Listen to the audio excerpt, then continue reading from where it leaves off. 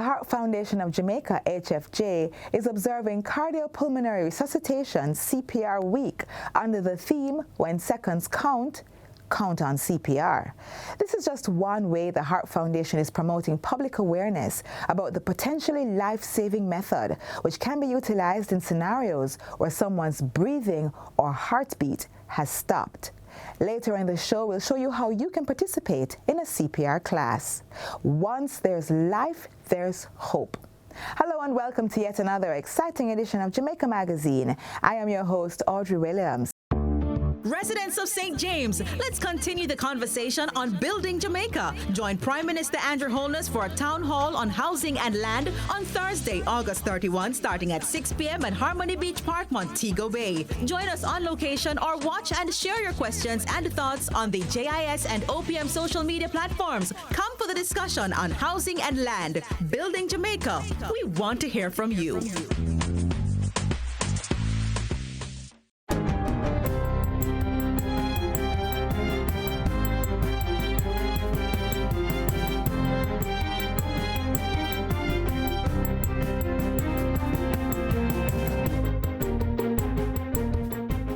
Good day, I'm Theodore Henry, and this is your JIS News for Friday, August 25, 2023. The Ministry of Education's regional offices are at an advanced stage of preparing appointment letters for the new postcodes created for the education sector. Portfolio Minister Favour Williams made the announcement in an address to delegates attending the Jamaica Teachers Association JTA's 59th annual conference on Wednesday. We're not just promising you that it's going to be done, but actually preparing the letters to send out to you. And this is expected to be completed by August 31.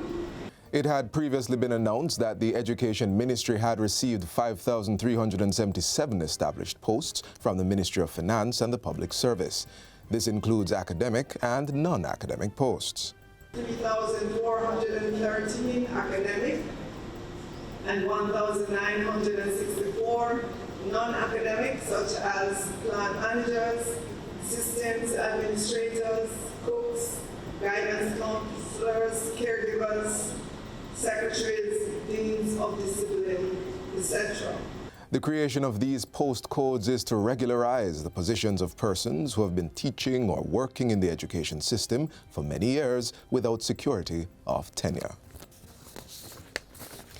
The National Works Agency NWA is to begin repair works on two well-traversed roadways in Trelawney. $19 million is being spent to carry out repairs on the Wakefield to Friendship Road between Wakefield Square and the Wakefield Seventh-day Adventist Church. Community Relations Officer at the NWA's Western Office, Janelle Ricketts, says the project is expected to be completed within 6 weeks' time. It is being done by OW Construction. The project involves drain cleaning, bushing, rehabilitative works in terms of reshaping and asphalting the road surface, concrete works, raising of manholes, as well as the installation of a culvert, catch basin, and V-drains. The other roadway to receive attention in short order is Clarkstown to Kinloss. OW Construction is also executing that work on 400 meters of road at a cost of $19.8 million. It should be completed within 6 weeks once the work has started. The scope of works is hot mix patching and repair, as well as drain cleaning. We'll also be constructing a V-drain, a cross drain, a random rubber wall, as well as head walls. Both projects are being undertaken as part of the NWA's thrust to repair scarred and damaged roadways island-wide. A section of Eastwood Park Road in Kingston will be closed this weekend for pavement repairs. The closure will affect the section of Eastwood Park Road between the intersections of Burlington Avenue and Red Hills Road. Commuters will not be able to access this stretch commencing at midnight on Friday, August 25 until 5 p.m. on Saturday, August 26. The National Works Agency says the stretch of roadway will be milled to remove the damaged surface and repaved with asphaltic concrete. During the period of closure, motorists are advised to use alternative routes to access their destinations. Motorists are also being urged to exercise caution during the period of closure and to obey the instructions of posted warning signs. The Ministry of Justice's Victim Services Division is encouraging men who have been victims of crime to access its free counseling services. Director of the division, Dawn Binns, made the plea as she addressed a recent JIS think tank session. While indicating that 70% of the division's clientele in the last fiscal year were female, she appealed to men to reach out for support. We know that men are often victimized as well, and so we want to encourage persons to encourage men who they may know or boys who they may know who have been victimized to reach out. Mrs. Binns stressed that it was important for persons to get help after a traumatic experience. A lot of incidents come out of domestic situations. So seek the services of restorative justice so that, relationships can be repaired, harm can be healed, that sort of thing. And also seek the services of victim services so we can treat with the trauma that you experience. The Victim Services Division provides emotional and counseling support as well as crisis intervention during the investigation of a crime. Officers in the division provide support to the primary and secondary victims of a crime, along with others who may be impacted. Members of the public can contact 888-JUSTICE, that's 888-587-8423, or visit the Justice Ministry's website at moj.gov.jm for help. Government will be offering support to national netball athlete Latanya Wilson, whose home was destroyed by fire on Thursday. The Sunshine Girls defender and her family are among several people whose homes were destroyed by an early morning blaze on Rum Lane and Rosemary Lane in downtown Kingston. Minister of Sport Olivia Grange says her ministry, alongside Netball Jamaica, are leading the charge to assist. I'm in Budapest, where I'm right now attending the World Championships. But I'm making contacts back home in Jamaica to get immediate assistance for Latanya and her family. Wilson was among the Sunshine Girls team that secured bronze for Jamaica at the Vitality Netball World Cup in South Africa recently. It is particularly painful that Latanya, who was a member of the bronze medal Jamaica team at the recent Netball World Cup tournament in South Africa, should suffer this devastating loss. 22-year-old Wilson, who applies her trade at the Netball League in Australia, is currently on the island on break. And finally, Jamaica shot to third on the medal table of the World Athletics Championships yesterday as the national athletes secured 5 medals in less than 2 hours. Daniel Williams and Antonio Watson led Jamaica's 5-medal haul on day 6 of the competition in Budapest. Williams stunned the crowd by all odds, winning the women's 100 meters hurdles final at a season's best of 12.43 seconds. Watson doubled down, taking the men's 400 meters title in 44.22 seconds to win the country's first World Championship gold at this distance in 40 years. The impressive performances continued with Wayne Pinnock's silver medal in the men's long jump, joined by 2019 world champion Tajay Gale, who secured bronze with a season's best of 8.27 meters. Rochelle Clayton copped bronze in the women's 400 meters hurdles, running a lifetime best of 52.81 seconds. Prime Minister Andrew Holness commended the athletes for their stellar performances. His sentiments were echoed by Sports Minister Olivia Grange, who is currently in Budapest, Hungary, giving support to the team. I just feel so good. Athletes have been performing well. And it's not only about winning medals, because they've all done very well. Personal best, national record. I mean, it is just unbelievable. We have a generation of athletes at this time. Some very young, and they're doing so well. So you can imagine, the future looks great. And that's it for JIS News today. I'm Theodore Henry. Thanks for watching.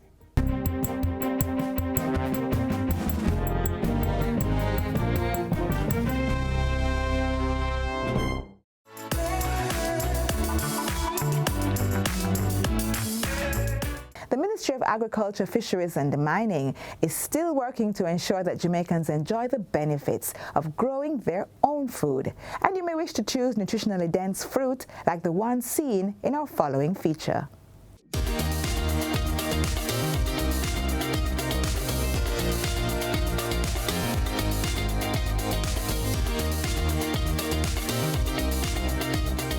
The Ministry of Agriculture and Fisheries recently outlined the Grow Smart, Eat Smart campaign, an initiative designed to strengthen food security and safeguard Jamaica from global threats.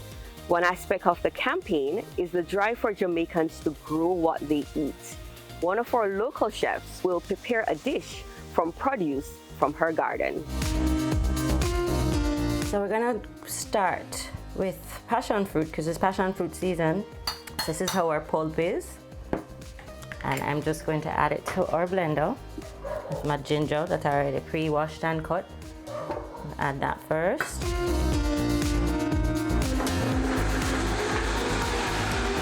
I tend to use a fine strainer. And the more passion you put in there, the more color you'll get. And the benefit again of eating and drinking what you grow is your health. And at this point now I'm going to add my sugar. And you mix till you dissolve your sugar.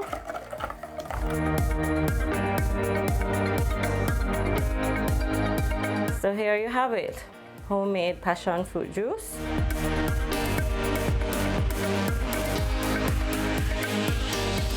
Growing smart does not require a big farm. A small patch of land in your backyard, couple pots, and you can be on your way to harvesting produce for the dining table. Whatever and however much you manage to grow, put it to good use, cooking up healthy traditional or new dishes for the family to eat. It's what Cara has been doing.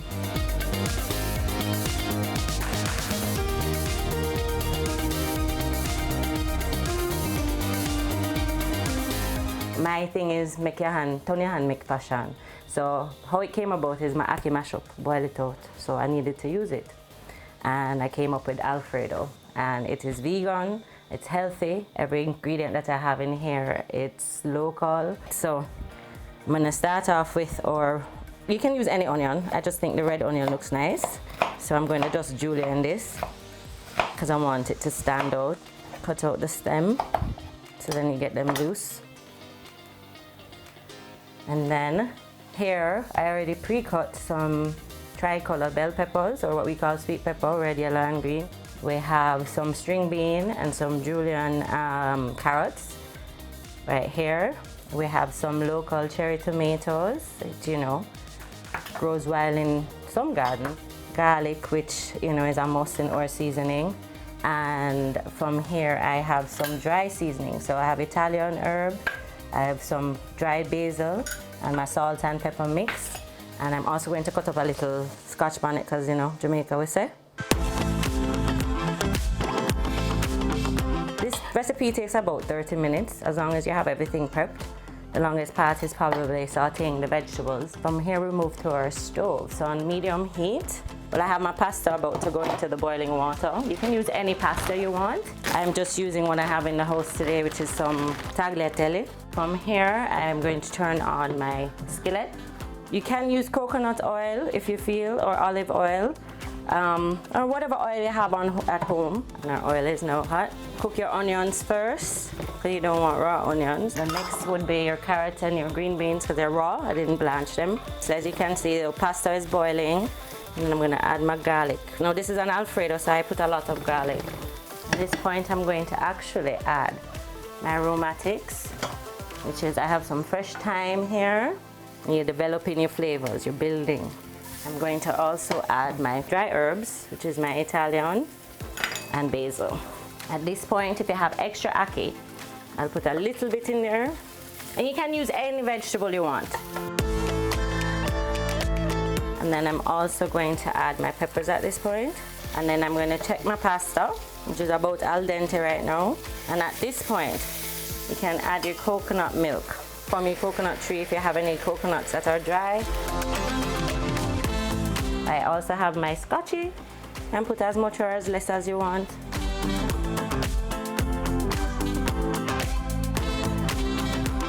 From here, you can serve it in a bowl. You know, a deeper dish is probably better for pasta.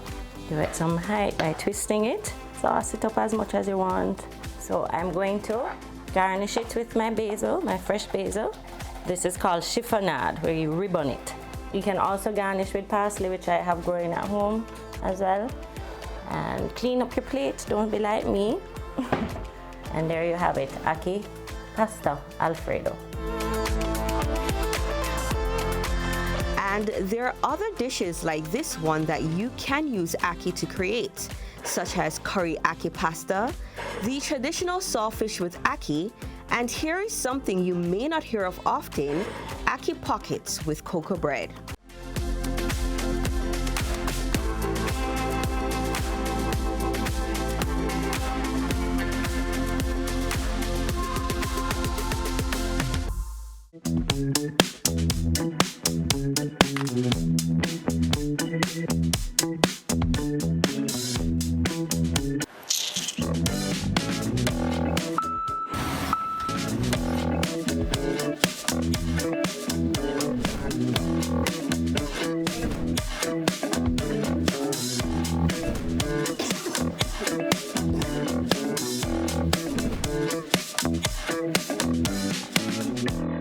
The Ministry of Education and Youth has put a system in place that gives teachers looking for work better access to job opportunities in public institutions. Please take a look. Our exciting new feature is the Job Bank, our teacher recruitment portal. It speaks to the transformation that we are making and is a part of the transformation process. With the Job Bank portal, the principals will actually be able to complete the entire process of teacher recruitment online. So this is what our recruitment portal looks like. Some of the things that our teachers and principals will be able to do: search and apply for job openings, post resumes. Teachers will be able to post their resumes, create a profile advertising themselves to potential employers, get a feel of the job and the remuneration, schedule job interviews. As I said, everything will be able to be done online. So our two main target audience, teachers and our schools. So on the teacher side, the teachers will be able to create a profile of themselves. So they will actually be able to sell themselves online, what they are looking for, what their expertise are, their areas of interest. They'll be able to put that on in their profile. On the school side, the school will be able to now search for teachers, and based on the profiles, based on the interest, based on the area of availability that they have, they will be able to select from that pool of teachers, all in the digital space. One of the important features that goes along with the platform is that of communication. So once you create a profile, once the schools create their profile also, because it's also an opportunity for schools to sell themselves, because the schools will be able to, schools that are in probably rural areas that persons are not aware of, if there's a job opening on and a teacher in Kingston would like to see that post and would like to take interest in that post, they will be able to get an idea of the school. So again, the school now has an opportunity to attract from a wider pool potential employees. So this is what the platform look like. On our landing page, we have 3 sections. First section, you'll be able to search, login, or register. Second section, you now be able to view jobs. So we have alerts that will be displayed in our second section there, which will show urgent jobs right as you go on. Then we have section 3, which is the view priority urgent vacancies also. One of the dynamic part of it is the whole communication that takes place. So once a teacher creates their profile, they are able to search for a job, they find a job opening, they are able to apply for that job. That sends a communication to the school that is offering that job posting. And the communication is not just sent and is sitting on the portal. It actually goes to the email address that is assigned to that profile. So therefore, they get an alert on their mobile device in real time that someone is interested in the job posting. And it works both ways. If a school sees a teacher and is interested, they can send a message to the teacher, and that is delivered in real time. So that speeds up the entire process and gives it a more real time, more dynamics. We are also able to capture more data in real time. And since we have put up our portal, we have had activity already. We go live on the 27th.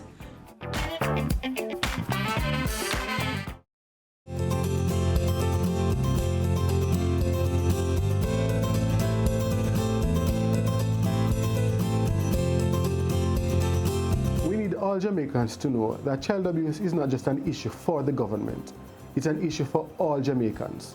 So we need everybody to help us to protect our children. If you know of a child who is being victimized, a child who is abused or neglected, just make that report so we can get that child the help they need. Calling or reporting is easy. All you have to do is remember to call 211. If you are an adult, if you're a child, if you are in church, in your community group, wherever you are, once you are aware there's a child who is in need of care and protection, just be the one and call 211.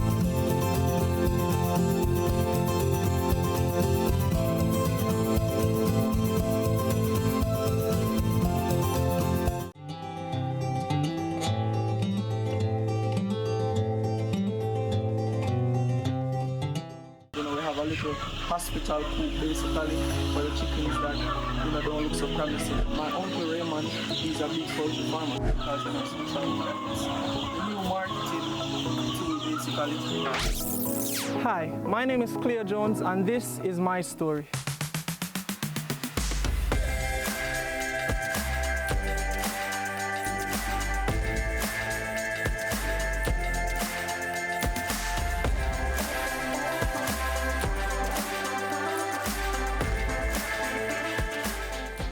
I'm a 21-year-old poultry farmer. Started farming about 4 or 5 months ago. Went viral on TikTok, and ever since the poultry business has been booming for me. I started with only 100 chickens, and right now on the farm collectively me and my uncle have about 4,000 chickens, including layers. Clear come by my farm and his mother and he said, "Mommy, I love farming." And I said, "Okay, bring him over and I teach him how to farm," and so him started out. When I just started poultry farming, the big question was, how am I going to be different? You know, I didn't just want to walk into a restaurant and say, "Can I speak to the owner? Hey, you know, some raise fowl." I didn't just want to do that. You know, I wanted to market it in a way that I separated myself from other poultry farmers, you know, made my brand different. And something just came to my mind that, hey, you're good at, you know, music, you're good at writing songs, poems. Why not infuse that creativity into the business, you know, spread it on different social platforms and see what could happen. That's what I did, and it worked. Okay, you want a song? Yes. All right, so. If education are the key, ambition are the locksmith. First batch sold off is another batch. This to the profit like gymnasts, make you back flip back that again till you see a fat brick. We supply wings and legs and hip for the curry and fry and jerk man grill link. If you know smarty with the chicken and chips, big up Demi and the whole chicken and things. High pro feed, make your birds active. Youth start farming and make a million quick. The reason why I decided to go into poultry is because Corona taught me one of the most important business lessons, and that is essential business is the most important.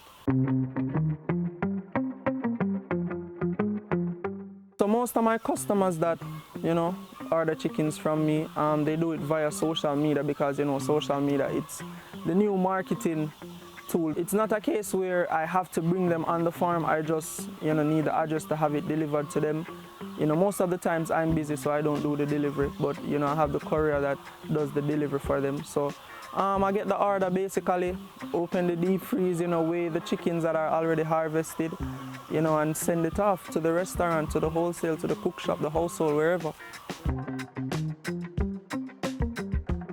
what we do, we go to a super center. You know, we pick up the baby chickens from the hatchery, you know, fresh out the eggs and everything. We transport them here on the farm. We have 2 coops that we use as the nursery coop basically, because those coops contains the heat bulbs and, you know, the required facility to basically nurture those baby chicks. Then after that we transport them to the big coop. And we basically feed them for 6 weeks, take care of them until they're ready to be harvested. What I do, I actually build about 6 huge concrete tanks and harvest rainwater and treat it. So wherever time already I use that for the chicken, for the pig and for the goat, so I don't buy a lot of water. I've actually calculated 9 months of rainfall water. So that means if I have drought for 9 months, I can supply myself for 9 months with water. Jamaica is basically importing a lot of things that, you know, we have the potential to grow. I would advise a lot of youths to jump into farming. You know, it's profitable. There's a great demand for it, so, you know, you just want to market your stuff the right way. So yeah, I would definitely encourage, you know, everybody to build a fall cube, plant some cabbage, plant something, grow something. Now that you see what I'm doing, you can join in on this too. Stop farm fool, farm foul.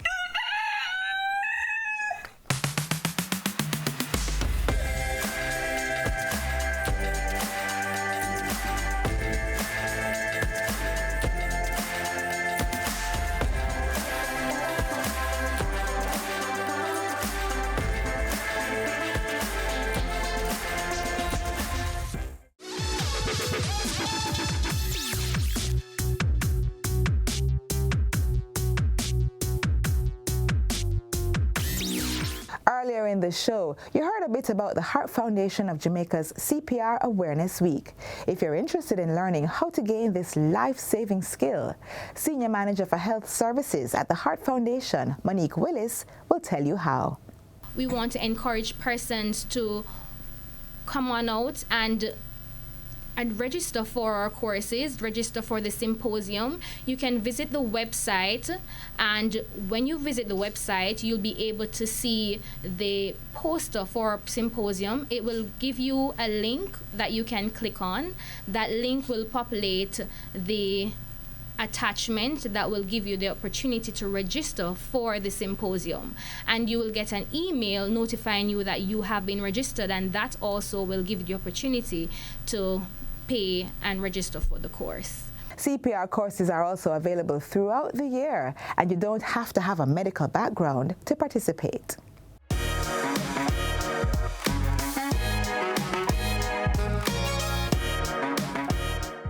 We've reached the end of our program. Get a recap of everything you saw here and more on our website, jis.gov.jm. And remember, learning CPR is not just a skill, it's an act of compassion that can save lives. I'm Audrey Williams. Bye for now.